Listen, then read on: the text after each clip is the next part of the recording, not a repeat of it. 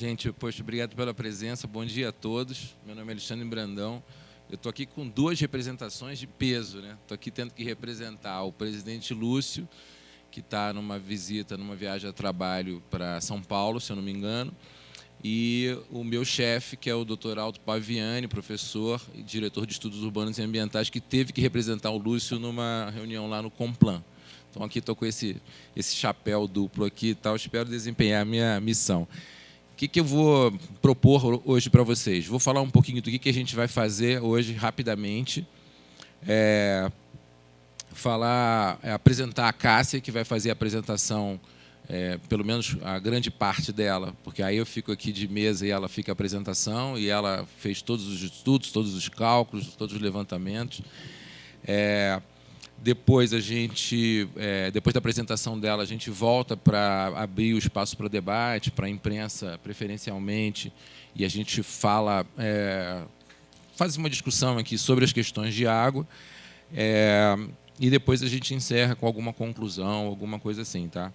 Então, primeiramente, uma coisa que eu tenho que fazer. O programa Água, que a gente abriu aqui na Codeplan, com o apoio do Lúcio e do Aldo, foi desde 2015 a gente está se propondo a levantar dados sobre o consumo de água no Distrito Federal.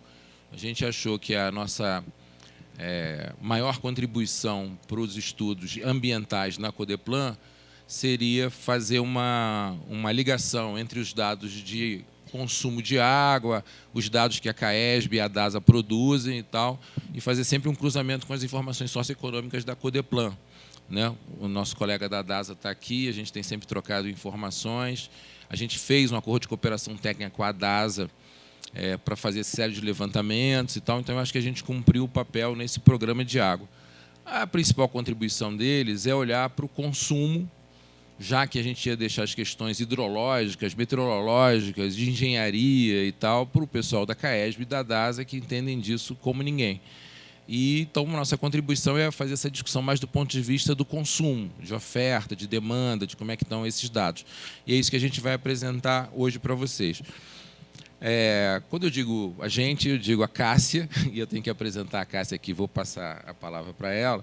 A Cássia é uma geógrafa, mestre e doutora em geociências, com especialização em geoprocessamento, e ela está aqui colaborando com a gente desde abril. A gente está passando todos os programas ambientais e ela está tocando de tudo um pouco, né? Desde o programa de indicadores até o programa de água, o programa de laboratório de inovações, que é um programa que a gente tem feito recentemente e tal. Então, eu vou pedir para a Cássia para ela apresentar os principais dados desse programa de água, dos dados mais recentes que a gente tem, um pouco de como é que foi o comportamento de água em 2017, 2018, e essa saída do abastecimento. Depois a gente volta para cá para a gente debater, tá legal? Então, com vocês, a doutora Cássia Castro.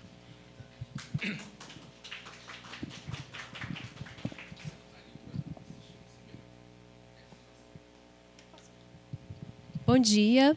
Primeiramente, agradecer a presença de todos. Hoje eu vou falar um pouco de dois trabalhos que a gente vem desenvolvendo dentro do programa Água, que são os trabalhos de análise do consumo de água no DF, por região administrativa, que vai analisar um pouco de como que o consumo acontece, quais são as especificidades, qual a diferença de uma RA para outra no quesito de consumo. E aí a gente fez um corte de 2013 a 2016, porque como o ano de 2017 tinha as medidas de racionamento, então isso ia fazer um pouco de interferência no consumo habitual. E o segundo trabalho, a análise de consumo de água tratada no DF no período de racionamento, para a gente ver como que ocorreu isso, a variação no consumo entre as diferentes RAs. Então, o primeiro trabalho é a análise de consumo de água no DF por região administrativa. Como eu falei, o objetivo é analisar e compreender as especificidades do consumo de cada RA. Inicialmente, a gente traz esse gráfico aqui para mostrar para vocês qual é o comportamento do consumo. Aí a gente tem o consumo de 2013 até 2016. Duas coisas chamam mais atenção. A primeira delas é a disparidade entre o consumo, entre as diferentes RAs. E a outra questão é que o consumo ele vem num perfil de constante queda desde 2013. Então, ele já vinha caindo em 2017 com racionamento e só teve uma acentuação dessa queda. Aqui a gente grifei 3 RAs que foram as que tiveram um comportamento diferenciado das outras. Que ao invés do consumo ir caindo ao longo do tempo, esse consumo ele aumentou. Águas Claras e Santa Maria são as 2 RAs que também a população mais cresceu nesse período. Então, pode ser um dos fatores para esse crescimento. Aqui a gente traz o percentual médio do consumo, porque o consumo no DF, diferente do resto do Brasil, onde mais ou menos 70% do consumo é voltado para a agricultura, né, para a agropecuária, no DF, cerca de 80% do consumo é para a área urbana. Dentro desse consumo, a gente tem o consumo dividido entre comercial, industrial, público e residencial, que é mais para uma diferença de cobrança de tarifas, é como a CAESB classifica o consumo. Então, a gente tem aí mais de 80% desse consumo urbano é realizado dentro da categoria residencial. E fora algumas regiões específicas, como o CIA, que tem um consumo maior para a área comercial, devido à sua destinação e também à baixa população que tem ali. E o plano piloto, que também se destaca com a população um pouco maior. O consumo comercial ele é cerca de 10% do consumo total. E aqui só lembrar que a gente vai estar falando, esses dados todos tratam do consumo de água tratada, a água que vem da CAESB. Os outros consumos que não são captados pela CAESB estão fora dessa análise.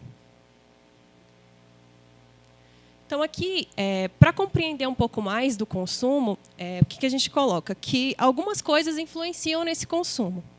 A principal delas é a renda. O segundo é a quantidade de população. A principal, na verdade, é a quantidade de população naquela região. E outra é a renda. Mas, além da renda, é como o padrão que vem se consumindo. Então, como que essas RAs consomem? Isso também interfere muito. Então, uma das hipóteses do trabalho é que, além da renda, influenciam a tipologia, se é casa, se é apartamento. E, além disso, o tipo de estrutura urbana, se é uma casa compacta, se é uma casa que tem quintal, que tem jardim, que tem mais infraestrutura, um perfil de apartamento simples, que não tem infraestrutura, ou apartamentos em condomínios, que tem piscina, sauna, etc. Então, esse gráfico ele mostra a renda o consumo per capita em 2016. A linha laranja é a renda. E aqui vai uma variação conforme os agrupamentos de renda, né? Rendas mais baixas, média baixa, média alta e renda alta. Então, a gente vê que tem uma tendência do consumo e seguindo o comportamento da renda, com algumas variações, que é aí que a gente entra com a hipótese de que a tipologia está influenciando no consumo de água. Essa linha vermelha é o consumo mínimo preconizado pela OMS, que é de 110 litros por dia.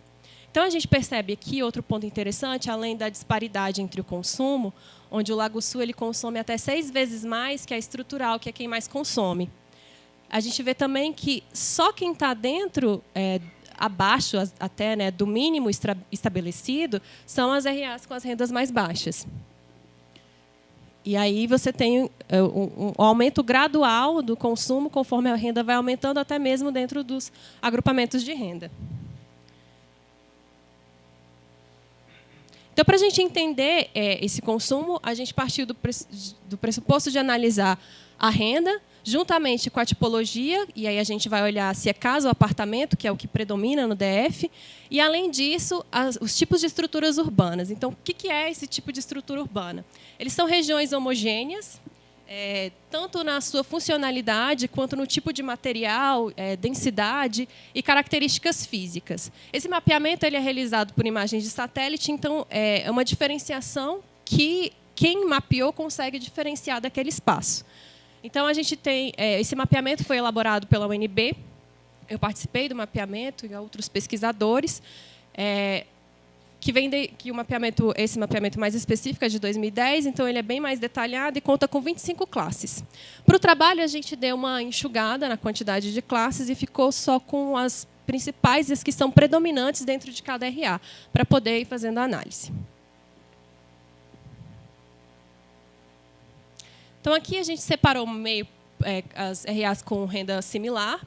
E eu vou só destacar no trabalho, porque qual que é a premissa? As regiões que têm alta renda consomem mais, e, além disso, as tipologias que são mais espraiadas, com terrenos grandes, casas que têm quintal, piscina, sauna, têm uma tendência de consumir mais do que casas compactas ou apartamentos, que não têm tanta infraestrutura.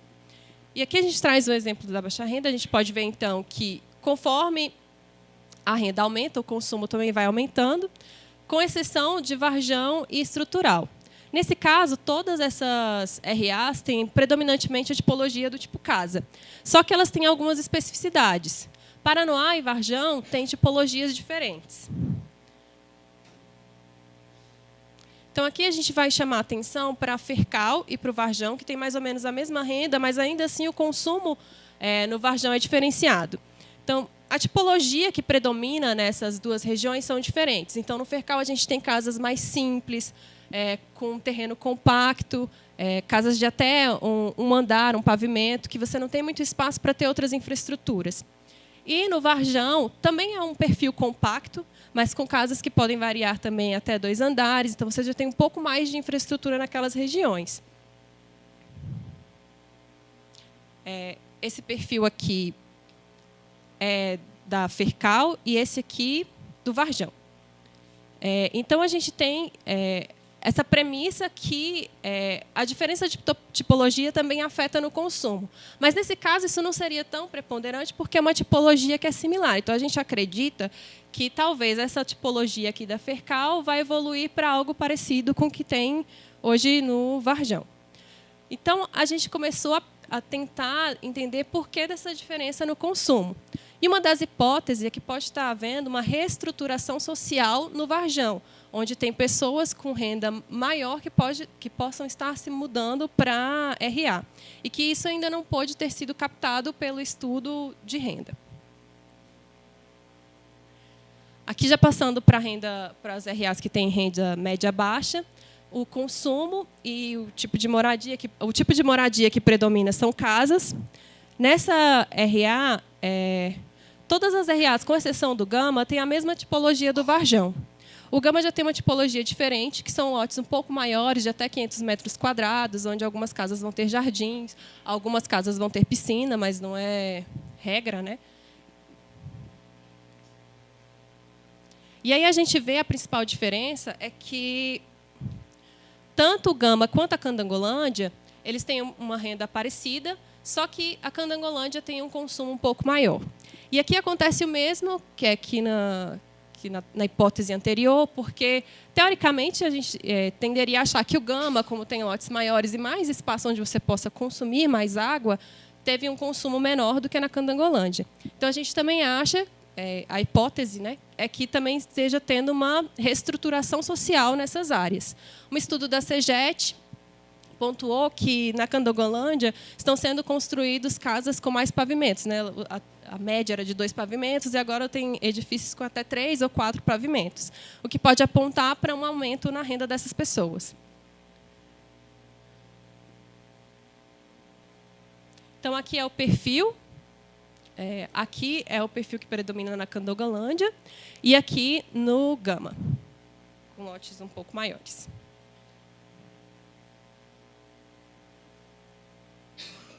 Pode passar, por favor. Aqui, então, a gente tem já o consumo das RAs com renda média. Aqui a gente tem um pouco diferente das outras, a gente tem perfis com casas e apartamentos. Mas, dentro dessa padrão de renda, o que mais chamou a atenção é a região de Vicente Pires e Águas Claras. Aqui a gente tem uma diferença. Vicente Pires já tem lotes maiores, de até 1.000 metros quadrados, com casas com piscina, com jardim. E em Águas Claras é um perfil vertical, são apartamentos altos, com até mais de 6 andares.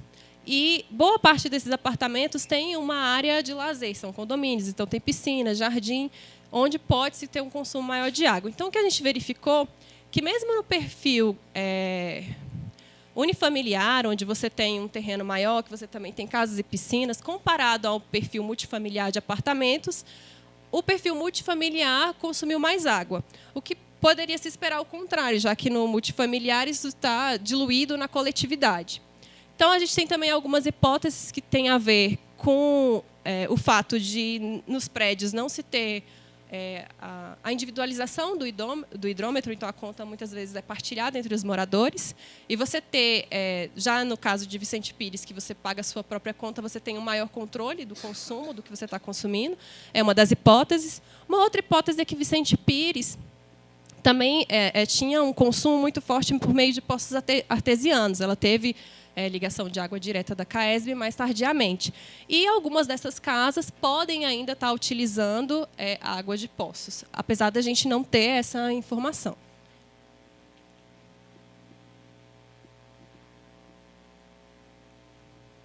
Então, aqui só um exemplo do perfil que ocorre em Águas Claras, com perfis com condomínios, dá para ver algumas piscinas.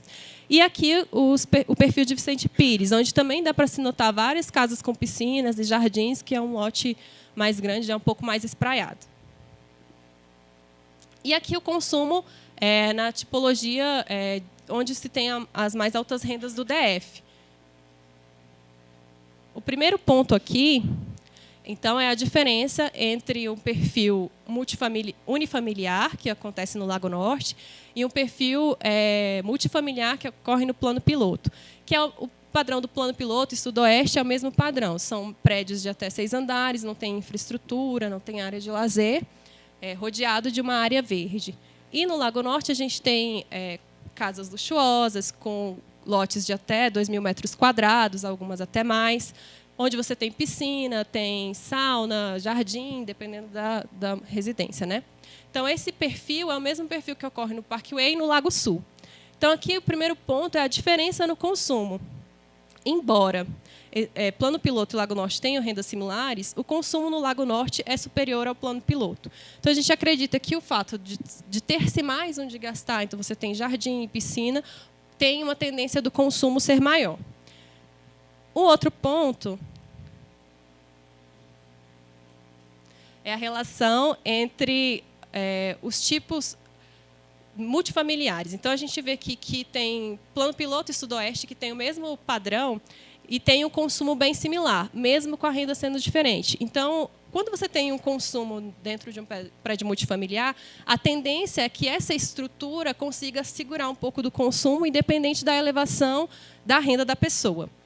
Já no padrão multifamiliar, o que a gente nota é o oposto. Quanto maior, aqui também é o mesmo tipo de estrutura, quanto maior a renda, a gente tem também um incremento no consumo. Então, aqui é só um exemplo, né, do perfil que ocorre no plano piloto, e aqui no Lago Sul, Lago Norte e Sudoeste. Desculpe, no Parkway. Então, os principais pontos que a gente tira dessa primeira apresentação é que influenciam no consumo a renda, os padrões residenciais, né, a tipologia, se é casa, se é apartamento, e mais que isso, o tipo de estrutura urbana. Para a renda média familiar, o padrão multifamiliar, como a gente viu no Vicente Pires, tem uma tendência de consumir mais água do que condomínios... menos água, desculpa, do que em condomínios verticais, com áreas de lazer, que é o padrão que ocorre em Águas Claras.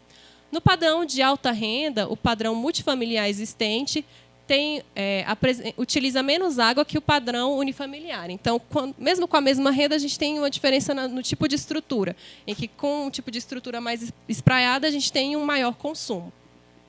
Para as residências unifamiliares de alto padrão, quanto maior a renda, maior o consumo. E o mesmo não ocorre nas multifamiliares, que independente da renda, o consumo tende a ser similar. As RAs com os maiores consumos per capita são as que têm as maiores rendas, que estão instaladas no padrão unifamiliar disperso e com padrão de alto custo. E, no sentido oposto, as RAs com os menores consumos possuem também as menores rendas, possuem estruturas residenciais mais simples, ocupações compactas e uma alta taxa de densidade urbana. Então, nessa primeira apresentação, era isso que eu tinha para mostrar para vocês. E agora a gente vai falar um pouco da análise do consumo de água tratada no DF no período de racionamento. Então, o objetivo era analisar e conhecer melhor os impactos das políticas de racionamento no comportamento do consumo da população. E a gente vai dar uma olhada por RA para ver como que o consumo se comportou. Então, aqui a gente tem o consumo, então a gente nota, né, que já vinha numa tendência de queda e que em 2017 se acentuou. As RAs que possuíam o maior consumo, isso por consumo total de água, foram Plano Piloto, Ceilândia e Taguatinga, que são também as RAs que têm as maiores populações. Então, aqui a gente vê a variação percentual e a gente tem as RAs que mais economizaram água no período, até as que menos economizaram, e as RAs Paranoá e Fercal, que apresentaram um aumento no consumo total de água.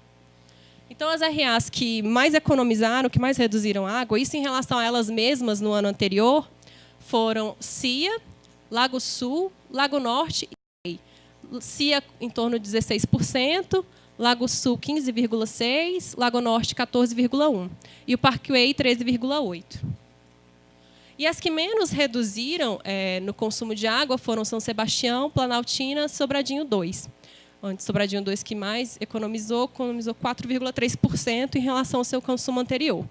Cabe destacar aqui que essas RAs elas entraram tardiamente no racionamento. O racionamento começou em janeiro de 2017 e essas RAs só foram entrar no racionamento em setembro, em virtude de fazerem parte dos sistemas isolados.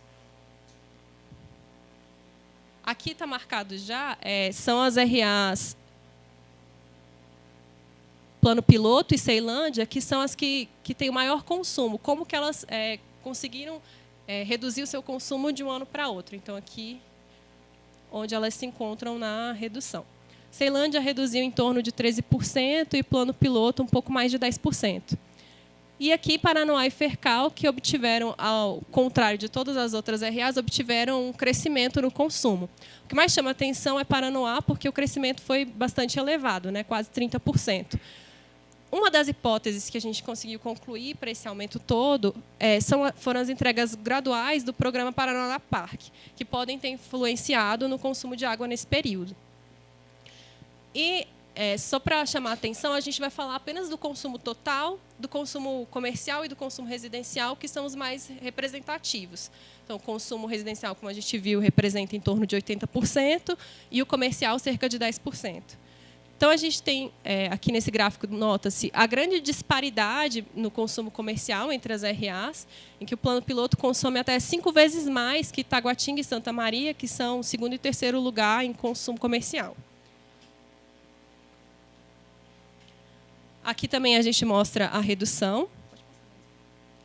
Então, a gente vê que as RAs que mais diminuíram no consumo de água comercial foram Santa Maria, com cerca de 18%, Lago Norte e Lago Sul, com 18% e 16%, respectivamente.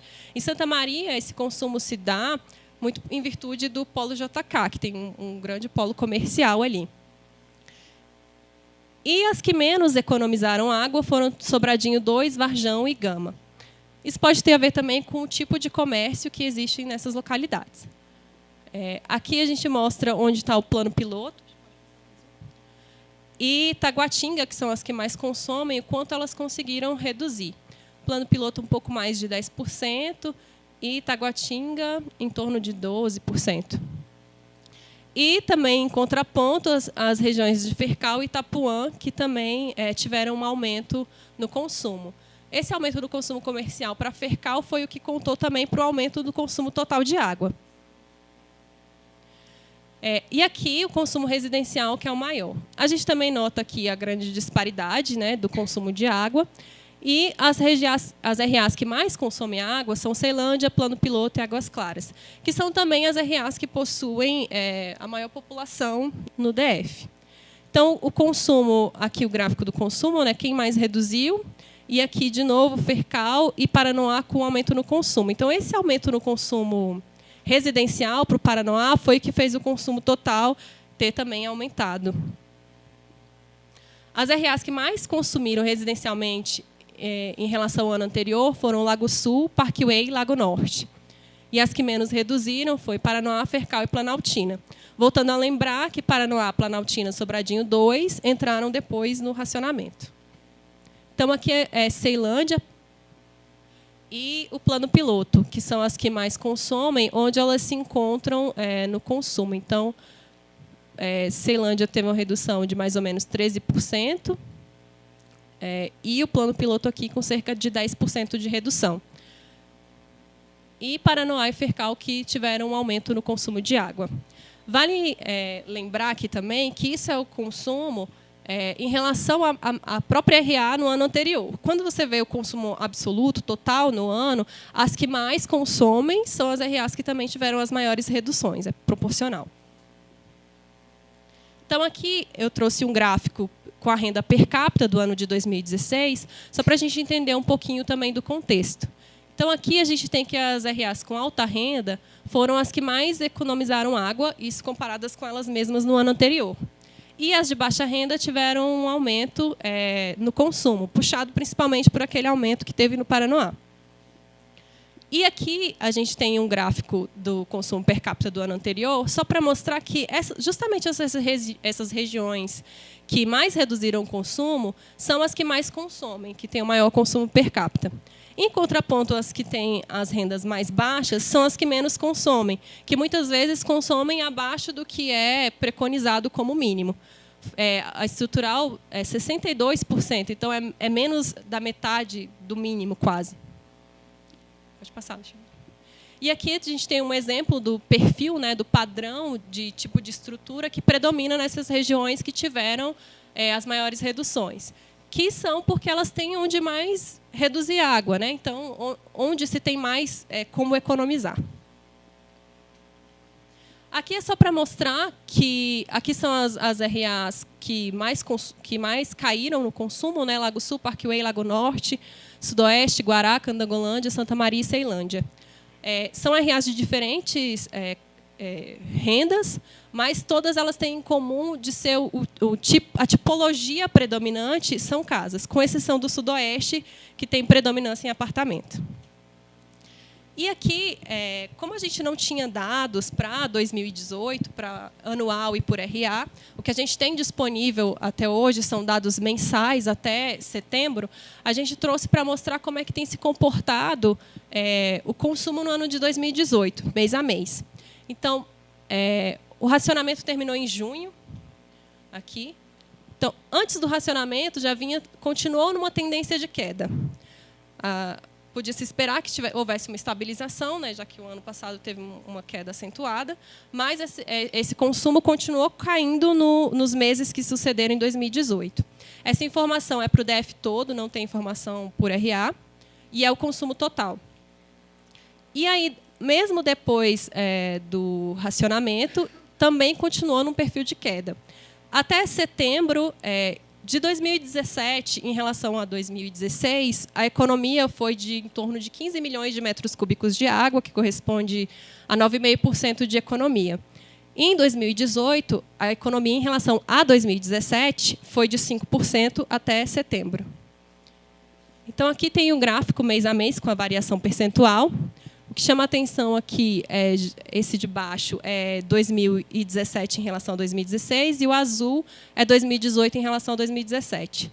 Então, o que chama a atenção, principalmente o mês de janeiro, em 2017 foi o primeiro mês do racionamento. Aqui, desculpa. Foi o primeiro mês do racionamento, então teve 1% de economia. Já em 2018, que estava em pleno racionamento, já vinha de alguns meses, a gente tem uma redução de 13%.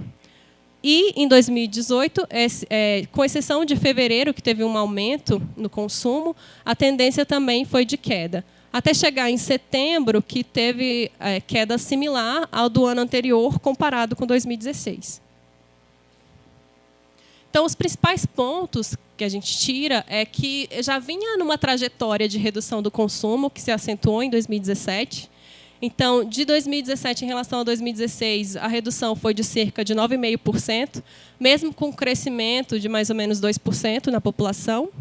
As reduções absolutas maiores foram para Ceilândia e Plano Piloto, que são também as RAs que têm maior população. O consumo residencial correspondeu a 9%, que, se a gente for comparar entre categorias, foi o menor consumo, mas, no total, representou 77% da economia de água. Individualmente, as maiores reduções foram para Lago Sul, Paquetá e Lago Norte, que estão no grupo de alta renda, e as maiores reduções nas RAs, são onde os consumos per capita são maiores, mais elevados, né, em 2016, e também onde predominam a tipologia unifamiliar do tipo casas e casas espraiadas com infraestrutura, com piscinas, jardins e sauna. Então, o que eu tinha para mostrar para vocês era isso. Obrigada pela atenção.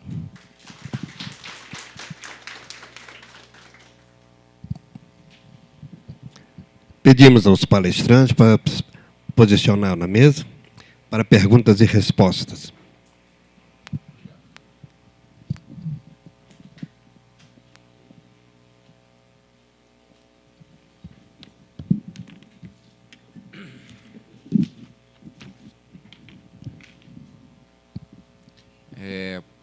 Obrigado, Cássia. Foi uma excelente apresentação. Gostei de ver isso assim com os olhos de externos, né, de visitantes, dados que a gente tem trabalhado junto.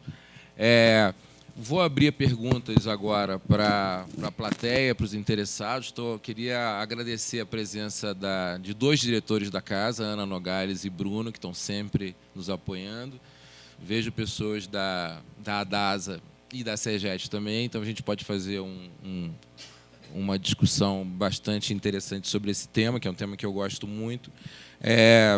Tem que ressaltar algumas coisas assim que a gente tem visto e que tem falado por aí.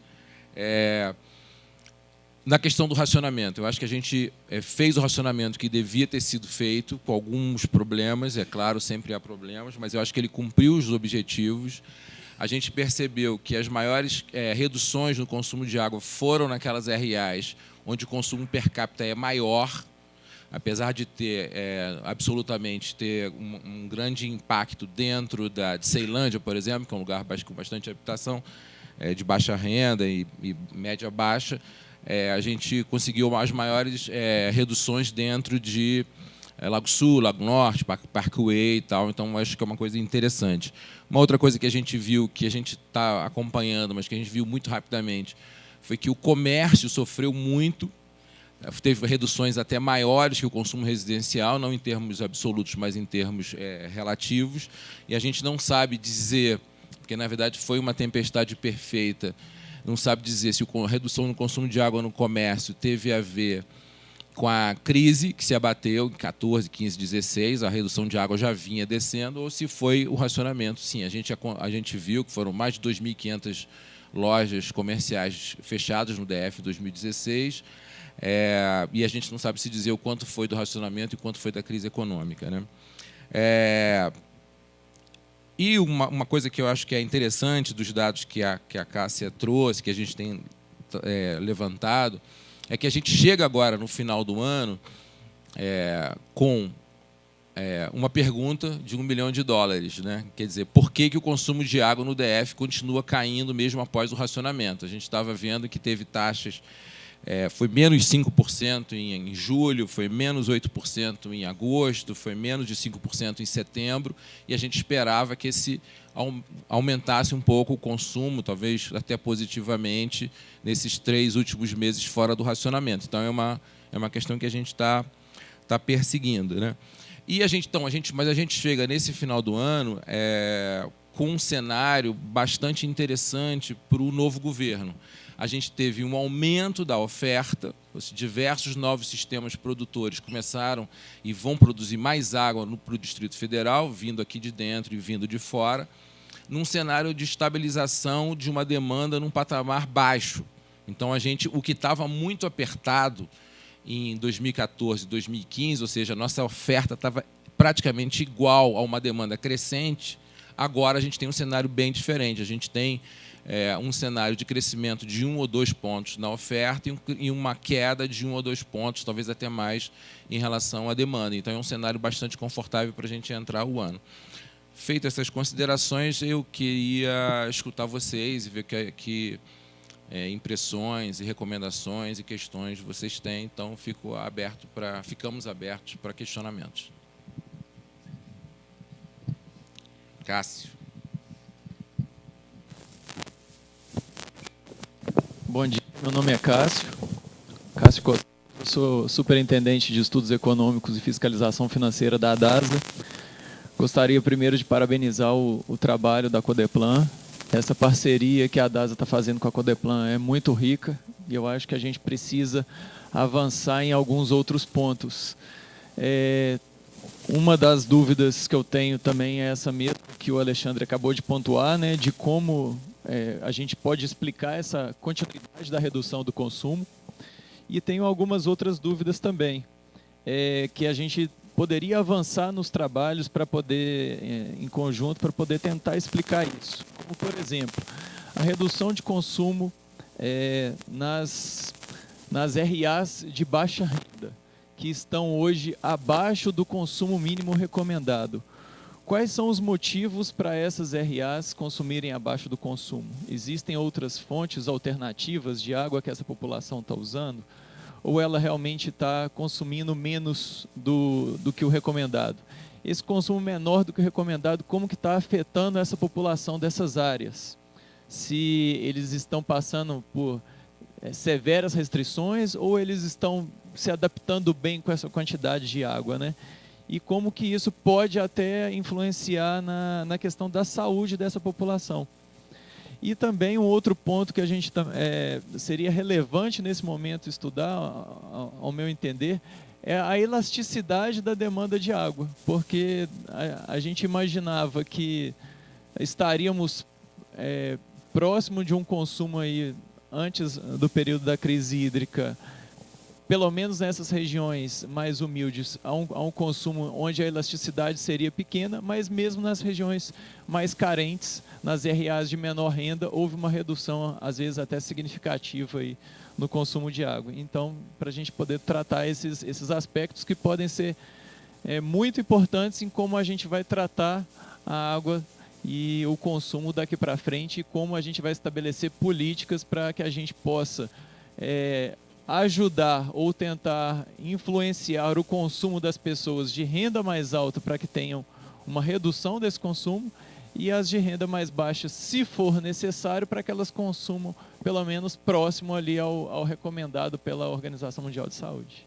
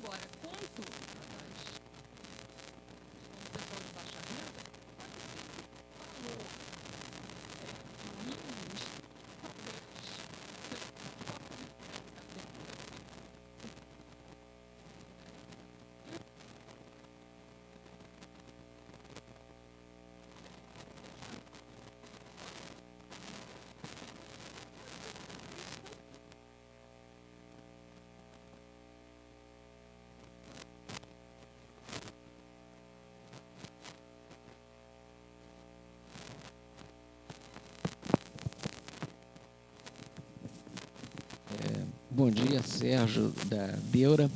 Enfim, eu sou suspeito para falar falar e para elogiar, porque eu acho que acompanhamos esse trabalho, é um belíssimo trabalho da Cássia, né? Um pouco também da continuidade da tese dela, que é muito boa, e aí se juntou com o Alexandre, eu acho que forma um ótimo time lá na gerência de estudos ambientais e, enfim, se aprofundaram nesses estudos. Eu acho que aqui, como já foi dito pela DASA, o representante da DASA, quer dizer, tem mostrado ótimos resultados, quer dizer, então está aí espelhado. Acho que a gente nem precisa dar os parabéns, porque o estudo já espelha isso. Mas a minha pergunta, ela vai se restringir à questão da tipologia, né? Porque estudos que a gente consultou, inclusive para um TD que o Alexandre fez logo que ele chegou aqui na Codeplan, né, estudando a questão da tipologia relacionada ao consumo de água, né, esses estudos internacionais mostravam que havia uma tendência de que tipologias mais de perfil menos compacto e mais difuso, ou seja, e às vezes ligado à tipologia unifamiliar, né, teria um consumo maior, tá? Isso por quê? Porque a tipologia unifamiliar, né, a princípio você teria alguns outros tipos de uso que numa tipologia mais compacta de apartamentos não aconteceriam. Por exemplo, piscina, né? Piscina seria um dos fatores, mas também lavagem de áreas externas, enfim, alguns consumos, e que são consumos que geralmente são supérfluos. Então, haveria essa associação do maior consumo com a tipologia familiar. Tá? Só que, na verdade, eu acho que isso é muito válido para a tipologia familiar em áreas de alta renda, né? Porque aqui no DF a gente tem tipologia unifamiliar em conformações com alta densidade, né? Quer dizer, o fato de você ter a tipologia unifamiliar não significa que você tenha uma densidade mais baixa, como haveria no Lago Sul, no Lago Norte, no Parkway, né? Então, isso poderia ser uma das explicações de que tem havido uma redução na tipologia unifamiliar, onde a literatura diz que, a princípio, haveria maior consumo. Então, é isso que eu queria que você explanasse um pouquinho mais. Tá? Vamos responder essas 3 perguntas e depois dar mais uma rodada, tá ok?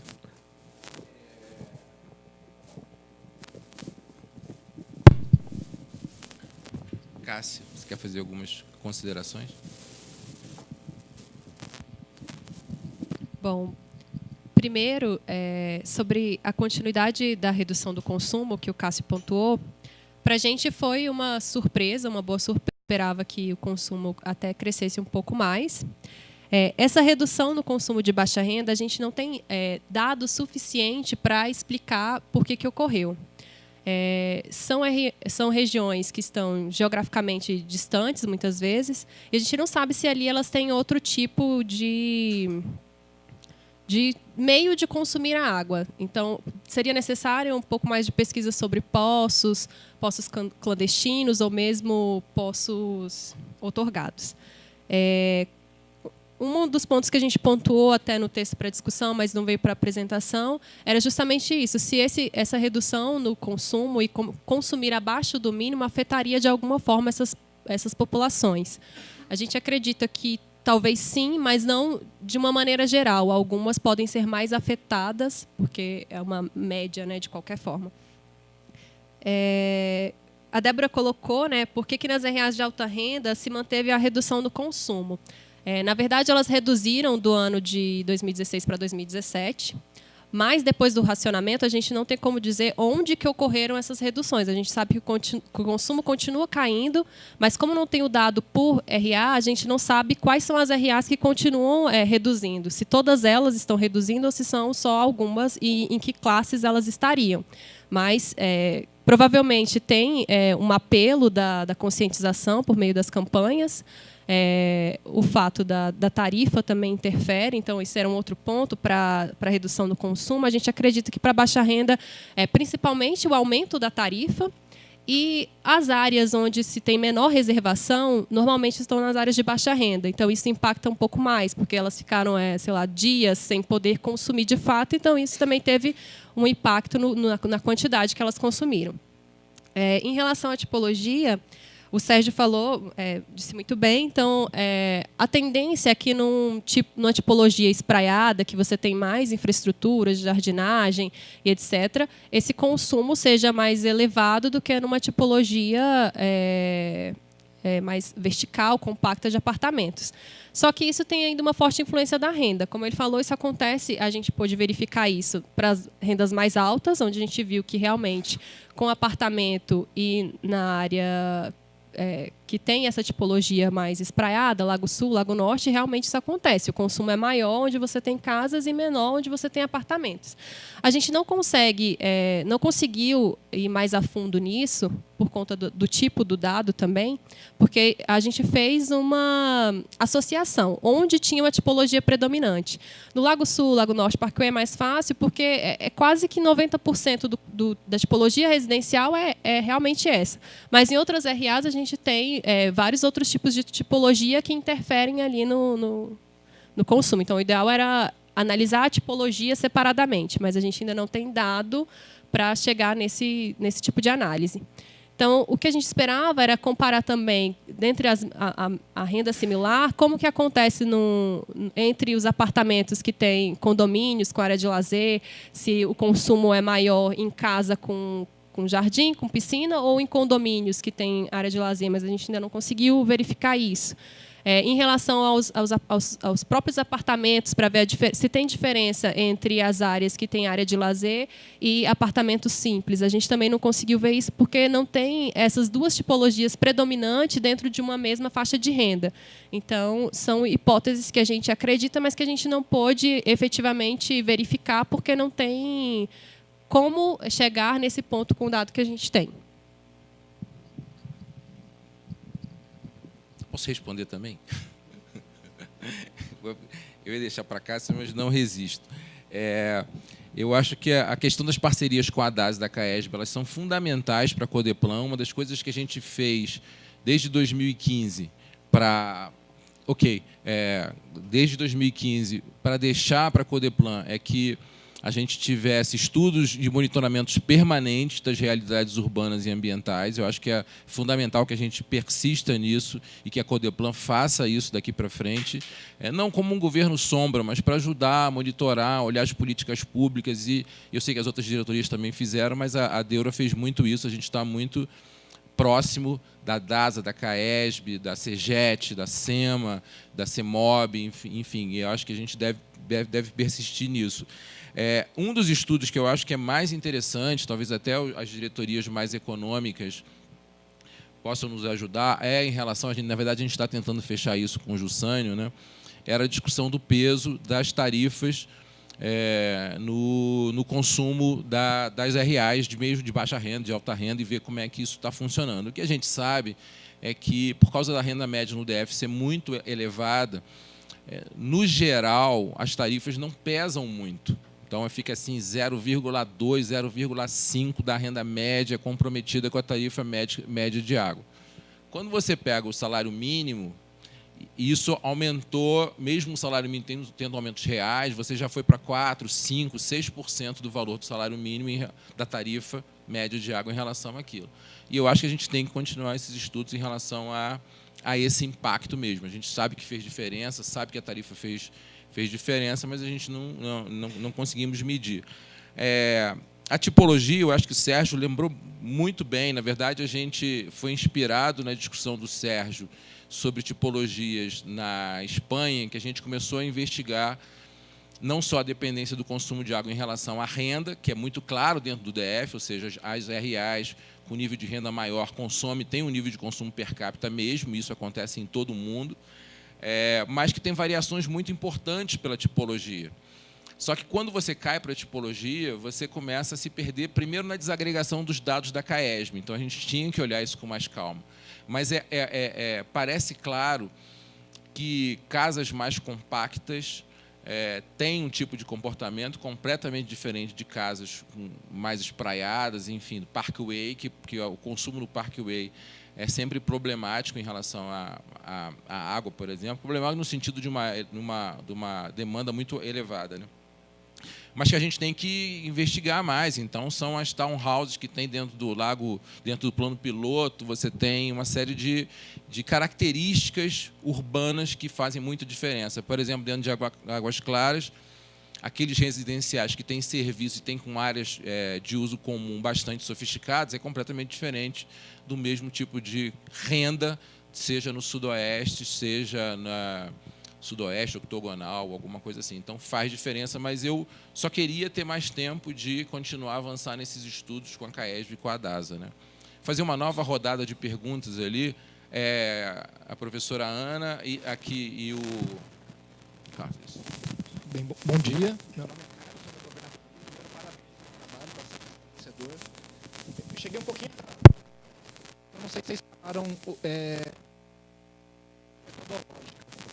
Então, se tiver falado, desculpe. Não dá.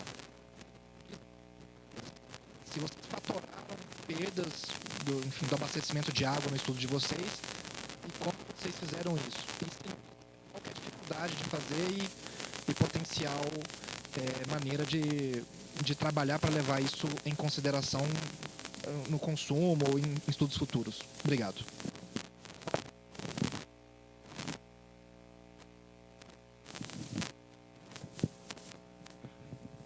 Bom dia, sou Ana Maria Nogales, diretora de Estudos de Políticas Sociais aqui da CODEPLAN. Em primeiro lugar, queria parabenizar, né, o estudo.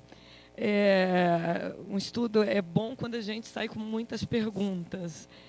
E vocês instigaram, eu tenho assim, uma série de propostas de continuação de estudos, né? Porque eu acho que essa foi o primeiro tratamento de dados como esse e que nos levam a perguntas importantes. Por exemplo, isso que vocês trazem e que o nosso colega da DASA, o Cássio, pontuou, que é esse baixo consumo nas áreas de mais baixa renda.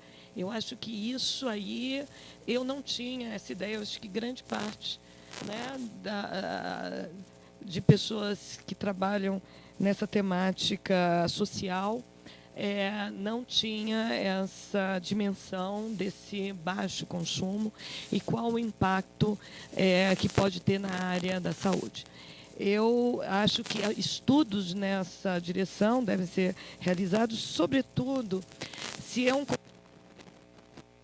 impacto caída de parte dessa população para o trabalho em outras RAs, possa influir nessa mensuração do consumo ali na RA.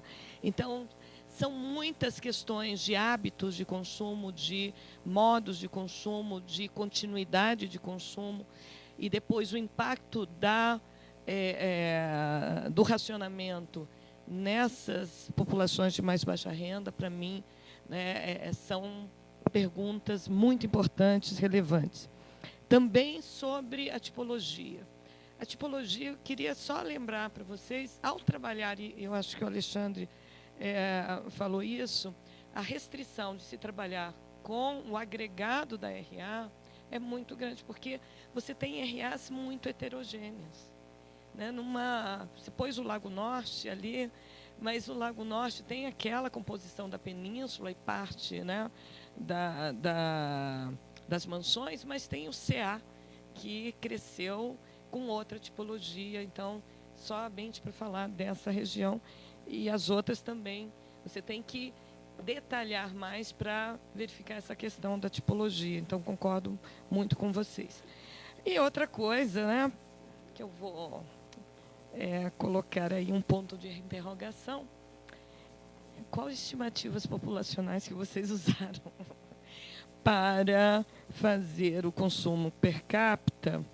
Porque talvez alguma coisa a gente está, né, recalculando as estimativas, a gente possa ter um pouquinho de mudança, talvez nem tanto assim, mas claro que o Paranoá cresceu por causa do Paranoá Park e outros possam ser também por algumas variações aí que vocês não conseguiram explicar, talvez por algumas variações, né, nas estimativas que não foram contempladas.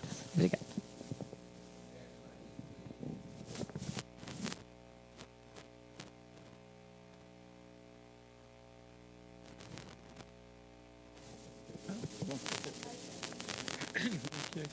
Bom dia. Parabéns pelo trabalho também, queria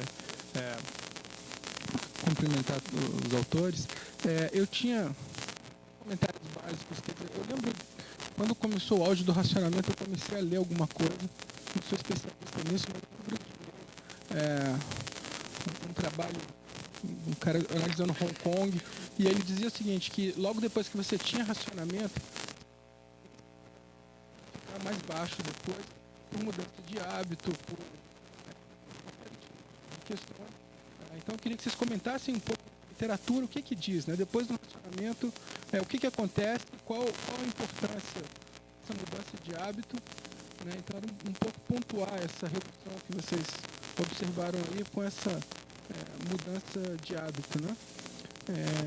Tem algumas questões, quer dizer, quando a gente fez uma pesquisa por telefone aqui, eu não lembro de todos os dados de cabeça, mas o que eu lembro era que as pessoas de alta renda ficavam muito poucos dias sem água e as pessoas de baixa renda ficavam muitos dias sem água.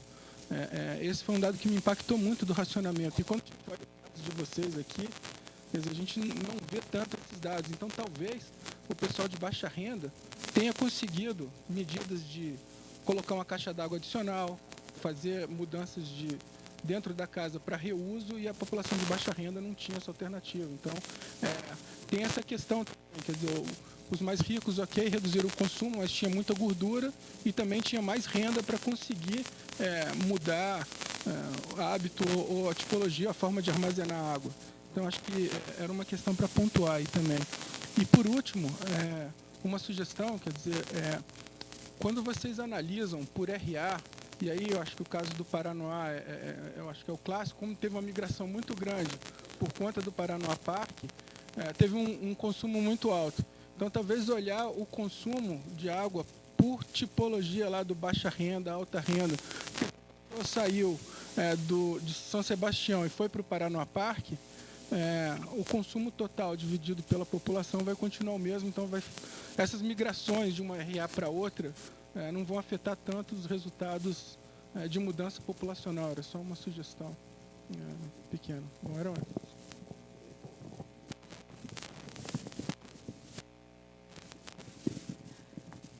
Bom dia, Clarissa aqui da Codeplan. Parabéns, Cássia. Muito legal. E Alexandre. Na verdade, a minha pergunta era mais...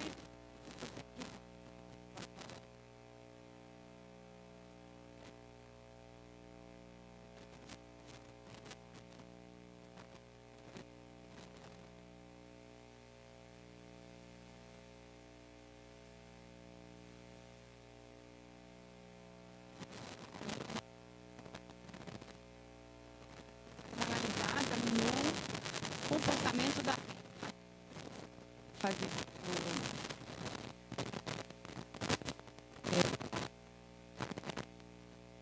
isso também não tem 18.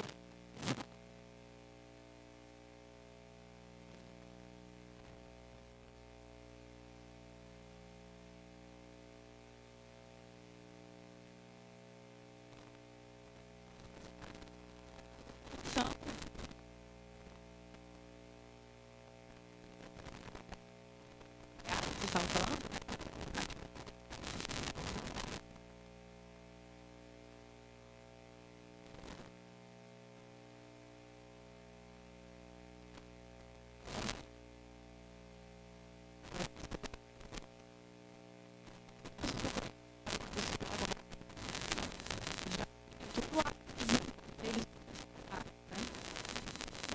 Basicamente isso. Vamos responder essas 3 perguntas, depois tem mais uma? Vamos fazer mais. Bom dia, Silvia da CEGET, da Diretoria de Planejamento e sustentabilidade urbana. Eu queria parabenizar o trabalho, agradecer agora publicamente aqui a Cássia, porque a gente utilizou o trabalho dela na construção dos indicadores do Observatório Territorial. E a gente tem essa preocupação realmente com a água, com o consumo. E queria destacar só alguns pontos, já foram ditos, né, mas eu acho que é para realmente reforçar. Essa questão da redução do consumo continuar, mesmo após a suspensão do racionamento, eu acho que é realmente uma questão de conscientização, e eu acho ótimo que isso aconteça, eu acho que é importante. Então, eu torço para que isso continue, não sei até que ponto, né? Talvez a pergunta do Bruno ajude a colocar isso. E a questão das RAs com menor poder aquisitivo, né? Menor renda, de estarem distante, que a Ana colocou, eu acho que é realmente por aí, as pessoas longe, né, das suas... Então, isso, de alguma forma, influencia.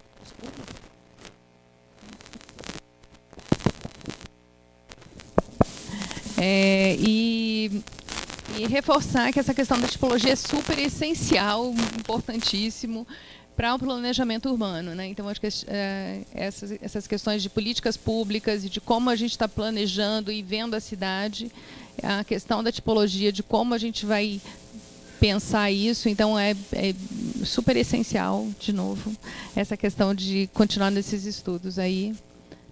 É isso.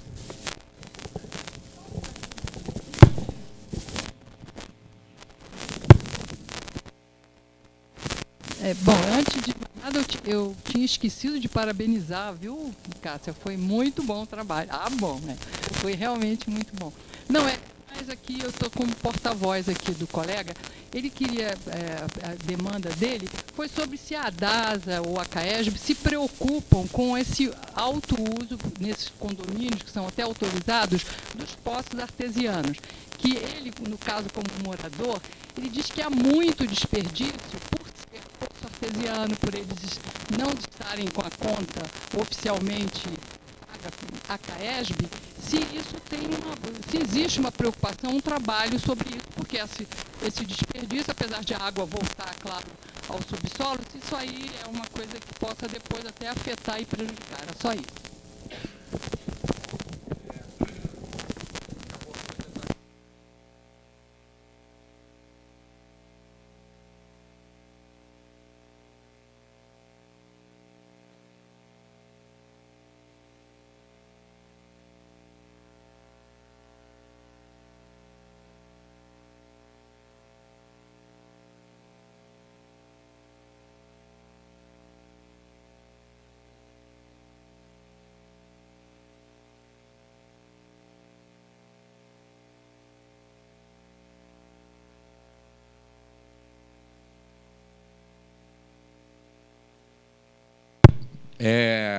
Ainda bem que não gravou essa parte.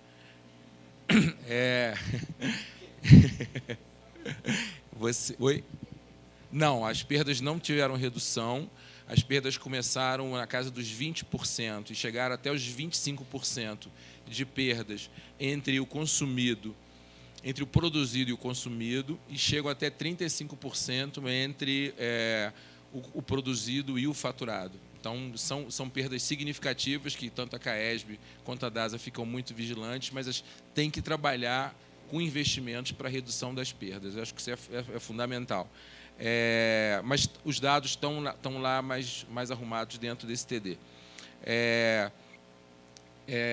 Vou deixar um pouco para a Cássia falar sobre hábitos de consumo e estimativas populacionais, mas vou pegar a questão do Bruno e ver realmente o que a gente estava apostando. A gente estava tentando fazer uma curva entre nível, e também, Clarissa, a gente estava tentando pegar os níveis de consumo, o nível de renda, o PIB, comparar isso, como é que foi a variação em relação aos consumos. Então, a gente ainda está fazendo isso. O que a literatura mostra quanto mais renda, mais consumo de água. Então, você pega lá o consumo na Califórnia, você pega o consumo em determinados lugares, é uma curva muito discreta, muito arrumadinha, muito quanto mais tem. Dentro disso, ou seja, por causa disso, por causa das questões do Sérgio, a gente começou a ver que não basta só olhar para a renda, tem que olhar para as tipologias. E aí é fundamental a gente trabalhando e perseguindo que tipo de tipologia, com serviços, sem serviços e tal. Estão me chamando ali para uma entrevista lá fora. Clarissa, a gente tem dados desde lá para trás, 2008, 2009. Então, a gente tem todos esses dados arrumados de consumo total e consumo per capita. A gente só pegou os últimos 2 ou 3 anos para perceber que o consumo de água começou a cair junto com aqueles dados do Bruno de queda do PIB. Então, a mesma inflexão que teve no consumo de água, 14 para 15, então você vinha num crescendo do consumo total e consumo per capita de água no Brasil e em Brasília. Brasília era o segundo maior consumidor, só perdia para o Rio de Janeiro, depois o Espírito Santo, e chega a 14, 15, cai também. Mas a gente tem esses dados e estão fazendo essa comparação sempre ano a ano, né? E uma outra coisa que a gente tem que ver, que acho que a DASA pode falar, e a gente tem visto, tem tido uma fiscalização crescente sobre os poços, mas Débora e Clarissa têm razão, porque muitas áreas de comércio de grande porte, de indústria, moradores que têm possibilidades no Lago Sul, no Lago Norte, no Parkway, que tiveram possibilidade de utilizar os poços, mesmo os outorgados, certamente aumentaram, intensificaram o seu uso. Então, você abaixou o consumo de água tratada da CAESB, provavelmente porque você estava puxando mais dos seus postos. Mas você não tem como inferir, só tem como inferir, você não tem como provar esse tipo de coisa. Mas é muito provável que isso tenha acontecido em grandes departamentos, em lojas, enfim, quem tinha poço foi usando. Tá? Eu vou pedir para a Cássia comentar outras coisas, enquanto eu vou ali fora e já volto. Bom, então, com relação à Ana Maria, a gente fica muito feliz com propostas futuras de trabalho para tentar entender essa dinâmica entre o consumo de água para as classes mais baixas. Essa questão do hábito de consumo, que a Silvia também colocou, que tem, com certeza, um impacto dessas populações que saem de casa para trabalhar, existe um grupo de trabalho na UNB que está perseguindo essa linha para poder entender qual é esse impacto e quais são as populações, em quais RAs isso acontece. Eles estavam dependendo de alguns dados, né, da quantidade dessa população que sai para ir trabalhar, e estavam nessa dependência para gerar de novo esses dados e tentar fazer essas análises.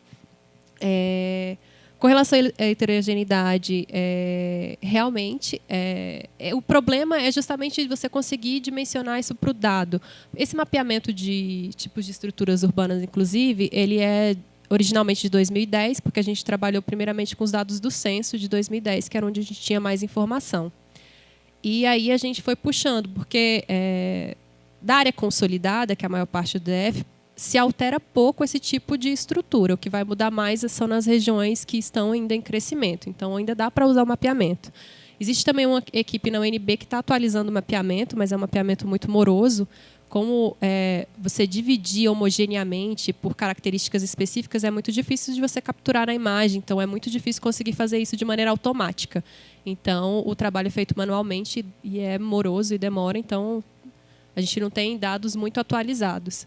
Tem também o problema da agregação, né, e desagregação dos dados da CAESB e também dos dados populacionais, porque você precisaria de dados de população no nível mais detalhado que a gente ainda não tem. Vai ter agora com o próximo censo, então a gente espera poder utilizar esses dados. Com relação à utilização dos dados de população, a gente utilizou o que já tem disponível e o que está nos boletins da PEDAD. Então, são aqueles dados que a gente utilizou porque era o que tinha, mas conforme apareçam novos dados, a gente pode atualizar o estudo e ter informações mais precisas. O que a Clarissa colocou, né, que se a gente tinha dados anteriores, então a primeira análise a gente mostra de 2013 até 2016, e a gente vê que realmente vem caindo. Então, uma das linhas que o Alexandre vinha perseguindo em estudos anteriores é que essa queda no consumo tinha uma relação com a crise econômica. Outro ponto também é os postos, a utilização de medidas alternativas pelos moradores. A gente sabe que em muitos lugares é utilizado, mas a gente não tem como medir isso. Então, não tem nenhum dado que diga que existe quantos poços são ou quanto eles utilizam e quanto é retirado de água. Então, a gente não tem como saber essa informação. A questão da capacidade de reservação, com certeza, onde você tem maior possibilidade, tem mais dinheiro para implantar infraestruturas ou pedir um caminhão-pipa para reabastecer sua piscina. Então, fica muito mais fácil você economizar quando você tem um padrão de renda maior. E a questão também da reservação, e que essas populações ficavam mais dias sem água e, por parte delas, irem para o trabalho. Então, acho que dentro dessas, a gente já acabou atendendo todas as outras perguntas. Se vocês tiverem mais alguma dúvida.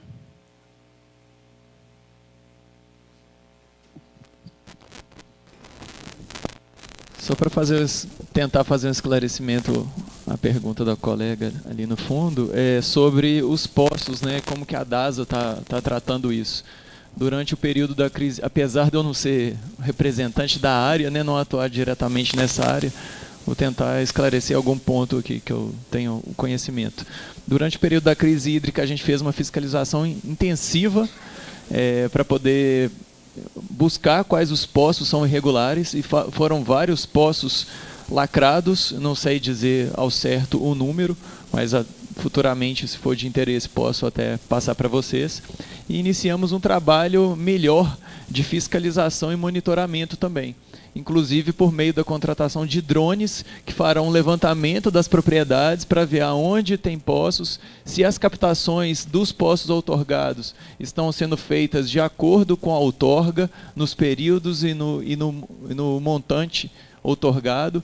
Então, foi um período também da crise hídrica que ajudou a DASA a avançar tanto na fiscalização quanto no monitoramento da utilização do recurso hídrico.